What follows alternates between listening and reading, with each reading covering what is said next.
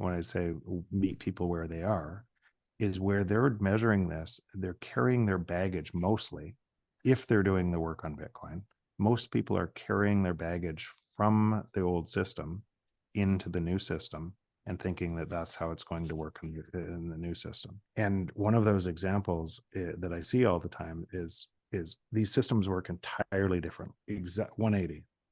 In one system, you buy a house because the debt that you're going to pay back on the house is going to be cheaper over time, and you're going to pay it back, and the house rises a bit because the money is manipulated and the money becomes cheaper over time, and you get raises against that money over time, so you pay back in cheaper dollars and the house rises.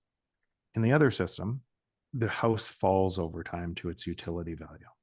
Now, measured in one system, in the fiat system, the house will keep rising, but measured against Bitcoin, the house will fall to its utility value. And now, what do loans look like in the new system versus the old system? So we know in the system we live in, there's $400 trillion of loans that can't be paid back. And that gets worse and worse. And there's going to have to be more and more manipulation to pretend that they can be paid back. And so what about in the new system? What happens to the loans? Well, if prices fall, then a loan gets more expensive in real terms. So that means no matter who holds the loan, if you take a bunch of leverage in that and you're the counterparty and prices fall, then the business that's going to pay you back won't be able to pay you back, and you're going to lose your money, right? And if you're the business, then you're going to lose your business to the person who holds the loan.